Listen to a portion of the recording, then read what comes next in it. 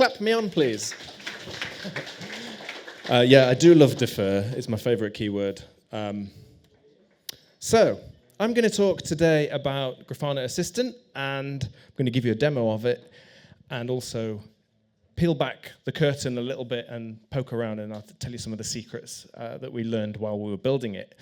Grafana Assistant is an LLM experience built into Grafana, so it's like a chat bot, essentially, but tooled up with all Grafana's great stuff. So my name's Matt Ryer. I thought this would be fun if I ask Assistant to introduce me. Hard no on that one. And actually, this is a feature which it didn't used to do. It took us a long time to get the LLM to not talk about people and other topics, right? The topics that aren't relevant to observability. That's one of the big problems we have. And you know, sometimes you put in the system prompt. If anyone asks you about a person, just don't say anything. Just remind them what your purpose is. And then it just didn't. It would just be like, nah, I'll just tell you all about this, whatever I know, this topic. So the first lesson I would say with these is, this is different. These LLMs are different to other technologies. It's not like a function that you can call and get the same response back, even if you pass in the same inputs. And that's even true even if you have temperature set to 0. So, yes, I'm Matt Ryer. I used to be on the Go Time podcast. Did anyone listen to that? Go people. I'm also on Grafana's Big Tent one. I've got a book. Testify. Does anyone use Testify, the Go package? Yes, I made that. You're welcome. No, you really are welcome. Keep it. I've got it in my will that on the day I die, someone's going to change assert true to like flip the logic. So it just does the opposite, just as a way to say goodbye, really, to everyone. Okay, so what is Grafana Assistant? It's an LLM chat. It's a sidebar, fits inside Grafana's front end. It's different to the request reply that we are used to with ChatGPT. So with ChatGPT, you ask a question and you get the response, and that's it. And that's great. And you know, obviously there's some very powerful uses of that. But this is agentic. So it can do that many times. And depending on the response that it gets back, if it calls a tool and gets some data, it can look at that data and then make a decision about what to do next, whether to carry on digging in, maybe it's not relevant, so it'll change to something else. Maybe it was an error, you know, and it can look at the response and then take a decision about the next step. So it's good for general Q&A, so you can, of course, ask it, because in the context of Grafana Labs, for anyone that doesn't know Grafana, well, who has used Grafana before? Okay, so that's very different to the old. That's even more popular than Testify. Can't believe it. Yeah, you can ask it general observability questions like you can ChatGPT, and it will answer it. The difference is we've given it access to the Grafana docs, and of course with the system prompt, we've fine-tuned it to behave and to know the things that we think are important. So we've kind of packed it with our domain knowledge. And so that's already interesting. It's a mix of general LLM knowledge, where they're just trained on the internet, essentially, and they know things because of that. But we've also specialized it to Grafana and the things that we believe are the right way to solve problems in Grafana. And please don't cough, Runner, puts me off. We taught it how to do deep links, so it can navigate you around. That's also very, very useful. And of course, the tools, which is essentially a function. And this is a technique where you give the LLM, you say, here is a set of tools, and there's a description and a schema of in and out. And you say, you can call this tool, you have this tool available. And then it might decide in one of its responses to say, okay, I'm not going to say something, I'm going to call this tool instead. And then what we've done is written a load of tools that gives you access to different types of telemetry and different functions within Grafana. Now, I hope that this talk inspires you to try and build something like this, because This isn't just like, you see a lot of examples of tech like this cropping up kind of for the sake of it. It's like they've just plumbed the LLM in and that's it. And this is not that. This is very different to that and becomes a lot more useful. To the point where it can do investigations. You know, if it can query your telemetry, is there like a dentist's next door? You hear that drilling? If we give it access to telemetry and it's going to go and do a query for you, by the way, it's great at writing queries. So if your PromQL is not the best, like mine's not very good, that's okay, because the LLM's quite good at that. So it can query for you and then do investigations, because it's agentic. Okay, I'm going to jump straight into a live demo here. It opens up with a little sparkle in the corner, and it just pops open like this. Hopefully we can see that nicely. And what I'm going to do is ask this one. Oh, I asked it earlier. What's the best practice for monitoring Kafka? And so you can see it's gone off. It searched Grafana's website, so it knows about Kafka, it knows the context, but it's used this tool that we gave it to actually search the Grafana website. And so you're getting, like, the expert, according to Grafana, you're getting that knowledge as part of the answer. You're not just getting general LLM knowledge. Having said that, generally LLMs are quite good at Grafana because it's all open source. You know, and think about Kubernetes and Prometheus and all these different technologies being open source. The LLMs are trained on that, so they already have quite a good intuition, which is quite lucky for us. And it's not true for everybody. Okay, just a bit of camera work here. So I'm going to ask it now a question. What services do we have, and how does data flow between them? So obviously, if you ask ChatGPT that, it's got no chance. But of course, we have a big selection of tools that are available to this agent. So we'll see what it'll do instead. The big challenge that we found is there's so much stuff in Grafana that actually there's too many tools. And if you give loads and loads of tools to an LLM, it gets confused. You know, it doesn't know, because it's all probabilities. You know, it's why your prompt is so important, because you're really weighting what it's going to do in its response. But you know, without that, yeah, it becomes really tricky. So if you've got too many tools, it can easily get confused. And I've got a trick that we are using now that we think is working, and I'll share that with you later. Okay, so you can see this is going to now try and actually, it's used a tool here to load some infrastructure memory. We have memory in this, so the actual LLM API itself is quite simple. It's just an array of messages, essentially, which are mostly text, but they can also be tool calls. And it's pretty much not much more than that, really. So we should think of these as new primitives that we can use to build new things. And that's the way that we're thinking about this. So it's done some infrastructure kind of checks here. It's listing the data sources. So it's going to now, this will depend on how quick the Wi-Fi is, but here we go. Okay, so here's its answer. And you can see we even allowed it to generate mermaid diagrams.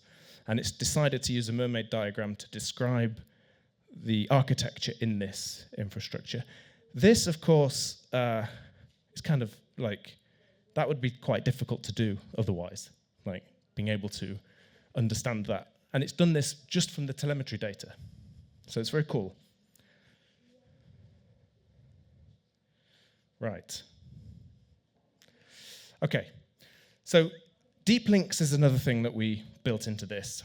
And this is something that if you've got any kind of complicated web application, and mostly these days, even if it's single page applications, they're mostly good about the URL. So you can share URLs around easily, and you know, that's a nice way to sort of share that context.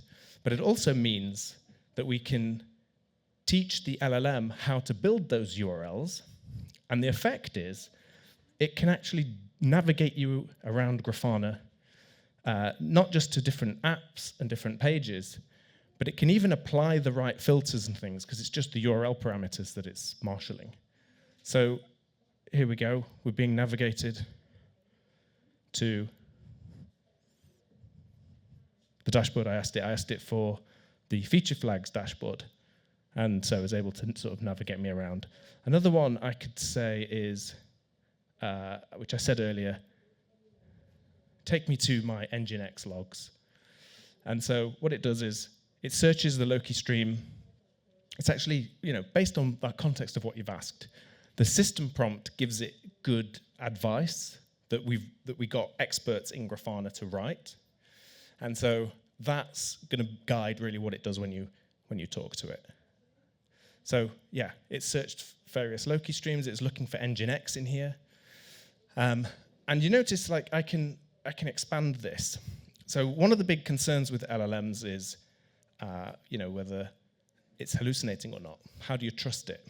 And there's a lot of people who have used AI and it didn't do very well. It didn't tell you what you wanted, and they sort of dismiss it because of that. And really, you can get better yourself at using LLMs and prompting it better to get better results. But hallucination is still a concern. And the way that we tackle that is we show you the tools that it's calling. So we kind of show it's working. And I think this is a big part of this. You might be able to tell we put a lot of energy into building this user experience and really thinking about what that user's experience should be. We didn't want it to just be a wall of text, which is very obvious. It's very common in LLMs to just have just text. So wherever possible, we use Grafana's visualizations. I'll show you an example of that in a minute. But you can drill into the tool calls here.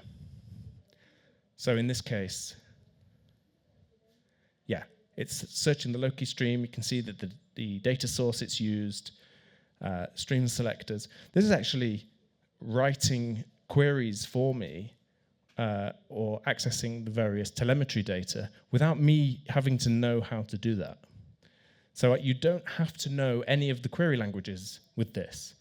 And you can ask ChatGPT to generate you PromQL, but of course it doesn't have the context of your telemetry, so it can say it's going to be like this, whereas because this can actually go and poke around and have a look, this actually is it. Okay. We have this context. So context is really everything when it comes to LLMs. And we have a big system prompt and a lot of tools. And so how do you, as a user, make sure that you're getting more? If you know something already, how do you get that in? Of course, you could type it in, but we've also got this structured context, which is a way of just picking things and giving it the answer and saying, I'm talking about this folder, my Dynatrace folder, or I'm talking about these labels in particular. And then it does a much better job because you've really narrowed its scope down and it's able to then focus and do things. And honestly, this is the way that we got it to work so well is really a mix of, it's kind of trial and error, and we have eval and things, I'll talk about that in a minute, but the advice I would say is you have to build it. You have to try and build something and see. There's lots of talk and there's lots of things written online about various architectures and all sorts of stuff, and yet I just wonder, are they building it or are they just thinking about it in the abstract? It's very different when you actually have your hands on it, building it. It behaves in unusual ways. It's non-deterministic. So yeah, it's a very strange kind of technology. So I asked it here, what's going on with the product catalog? It seems slow. So this is nice because I'm using high-level language. I'm not being specific about telemetry. And I think this technology has a great opportunity to educate people to learning new things, whether that's coding. Some people avoid cursor, etc., because they want to learn themselves and have that knowledge, and they worry that they just rely too much on the AI. But I think there's space for the AI to teach and for you to learn. It'd be because you can open these tools up, we can go and have a look. What Prometheus metrics was it searching for? How did it do that? Why did it care about that? So it's a good learning tool, I think, for people to onboard into new technologies. And I think that's probably true in whatever tools you have. Whatever tools you're building, you will have new users sometimes. How do you make it easier for them? And this seems like a great way to do that. So this is doing an investigation, and we can see that, it's because we didn't want this wall of text. Wherever we can, we'll show you the actual data and just use Grafana's visualization framework to do that. So this is a very nice way of, I actually think this makes this one of the best looking apps of this type because of how good Grafana looks. But actually, it's more than that. It doesn't just look good. It's really useful. If it finds a spike and it shows you a panel that has the spike in it, then that makes sense. And anyone that's used to using Grafana is going to feel familiar. You can, of course, always open this in Explore and go in and do more, take it from there. So we kind of bridge the gap of different users using it for different things. It's also a mix of different telemetry, of course. It's got tools that can access different things. So we have logs in here that it's looking for as well. And actually, I think it has found the problem. Yeah, there's some connection problem going on in there. Oh yeah. So what's funny is we have demo environments where we create like fake situations so that we can demo Grafana. So, we might have like a DDoS attack. When we try with Assistant to debug those, it comes back and says, you've got a feature flag system that is simulating a DDoS attack. It knows that. It's that clever. So we have to figure out a way to hide that from it, I think. But it's actually quite encouraging, because that is what's happening.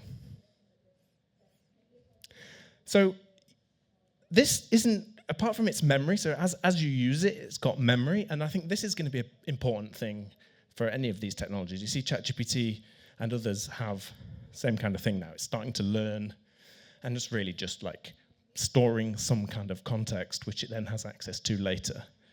And we did this with rules. So we've added this same kind of thing as Cursor. Has anyone used Cursor, by the way? Or Windsurf, any of those IDEs with the AI integrated?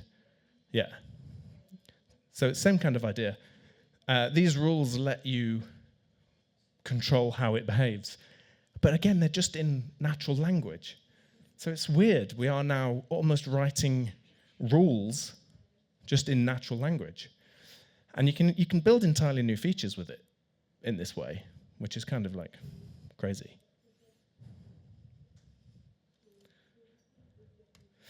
So, how did we actually do this? Well, the system prompts 20K tokens. So that's already a big chunk. But there's a lot of expert knowledge that it needs to know. We also have another 20K of tools.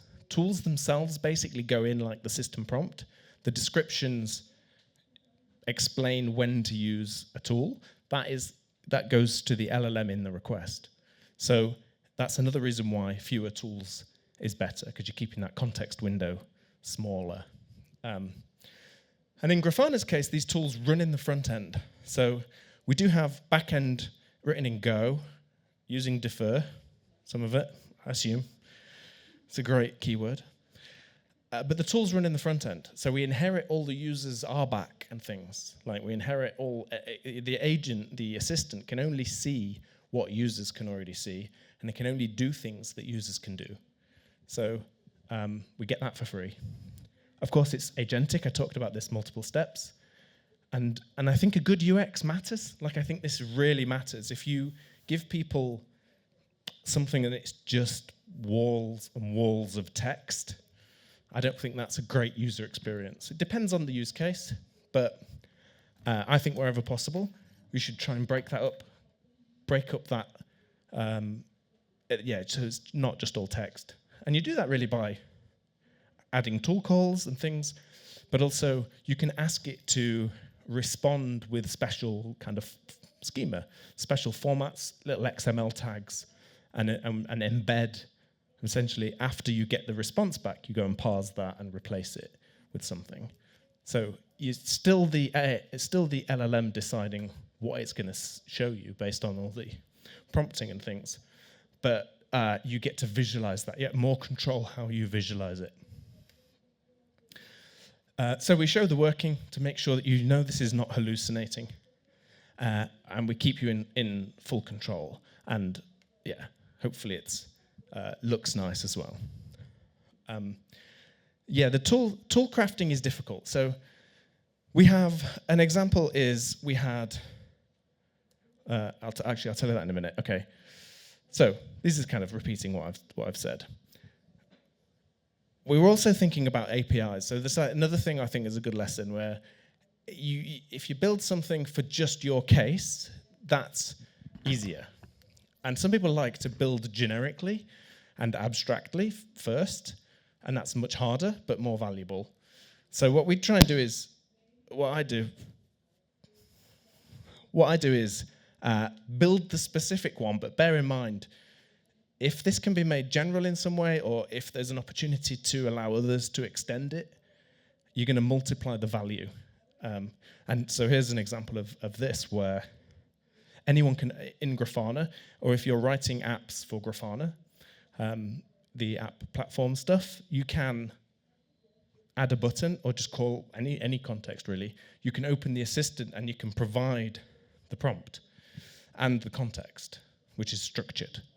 So with these things, suddenly that as an API, people are building all sorts of different ways of, like different apps, basically, and different features, just by typing in what they want the assistant to do in that case and giving it all that right context. So here's an example from the logs drill down panel. We're able to help me understand this. You can just click it. It'll pass everything to you don't have to do any of the copy paste. It passes it straight in, and it can go off and do it. So it's a very nice way of allowing others to extend this. And the other thing is, we can set the context anytime as well. So anytime you go to a page in Grafana, that page, they don't all do it yet, but they can tell Assistant, oh, here's some context about this page of what they're looking at. And the effect of that for the user is, you go into a page, you're working on something, you open up Assistant, and then you say, what's up with the errors? And that's so general, but it knows exactly what you mean. It looks at the data source you're looking at. It looks at the data source and all the other bits that it's got from that context. So it has a much better chance of doing well. So how do we make sure it's good? This is another thing. So we use it, firstly. I use it now. I use Grafana more than ever now, thanks to this technology. And by the way, when we first wired it up, I didn't think it was going to be as good as it ended up being. When we gave it even just a few tools, suddenly it was getting creative, and it started doing things that were unexpected. And it started, it's got more knowledge in some ways, just because of the open source and the things it's learned of good practices and sensible things to try. So it does quite a good job. We have eval. The problem here is you can't write a unit test for an LLM because it'll give you a different response every time. So what we do is we have LLM as a judge. So we say, here's what we expect. Here's like the inputs, and this is what we expect, just described in English. Run this, and then check the English description of our expectation. Check that against what you really did, and then tell us, did you do good or no? And sometimes it's like, no, I missed it. The user asked for this, and I went off down here, so no, I didn't do very well. And other times it's like, yeah, I nailed it, because the user asked for this thing. I went and did these tools, and then got them the answer. So yeah, we're kind of using the LLM as a judge. We've got a few techniques, but that's one thing that's kind of does work. And when we check it manually, we are happy with it. Like, It's not hallucinating there very much. It can do that kind of task quite well. And we also collect feedback in the app as well. So I think this is also important. And we have a very comprehensive kind of feedback analysis where we are properly looking like, the user gave a thumbs down here, and then this is the comment. How can we improve that later? And you can even ask the LLM to, given this feedback, what would you do differently next time? How could the system prompt be changed so that this task was better in the future? Things like that.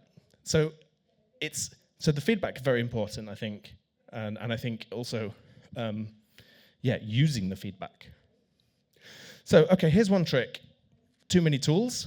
What we found is you can overload the tools and you get better results.